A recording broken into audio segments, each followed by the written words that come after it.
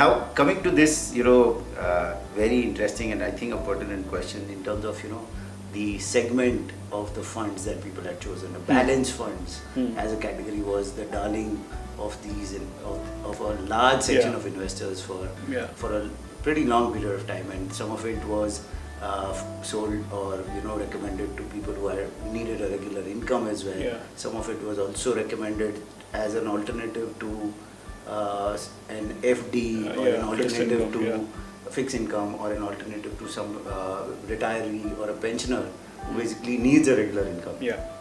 Now this gentleman probably, or this group of investors, feel that they not only invested in balance funds thinking that this was safe, they are negative in their balance funds. So the investor is now wondering, I'm thinking of switching all of this into pure equity, and will that make up for the loss? Now, Ashish, will that ever be a good approach?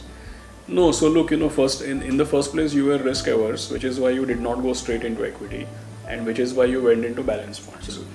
Now, losing money in balance funds and then saying, okay, now let me, it tantamounts to saying I'll double my bets.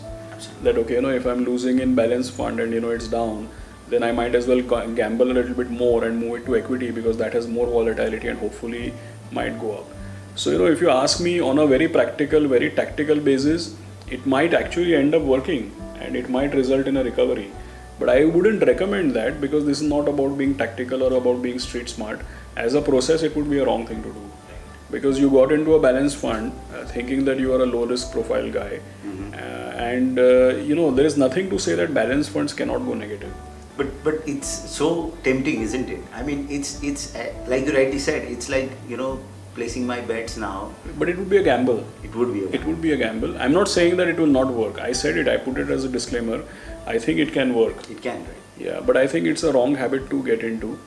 Because it's a gamble. It's not a process. And principally, it's against your basic principles of financial planning as well, right? Course, I mean, something that, all there's a across reason why IFAs, or everybody, I mean, any advisor has been advocating that follow discipline, right size your bets. So, let's leave the tactics of that question aside, but I think there are two more questions into it. One is related to, so balance funds can go negative. I mean, a proper balance fund like an equity hybrid fund, which is 60-70% in equity, what is to say that it cannot go negative because the bulk of the asset is still in equity.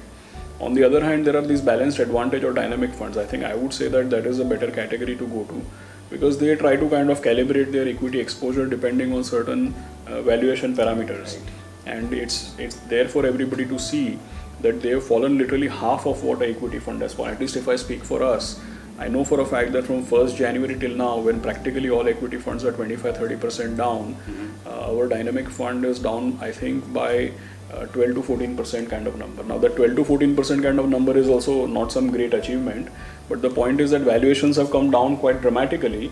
And on that gentleman's question, the fact that valuations have come down dramatically, this dynamic fund is supposed to increase the equity exposure. It's not for him to switch into equity. Mutual fund investments are subject to market risks. Read all scheme-related documents carefully.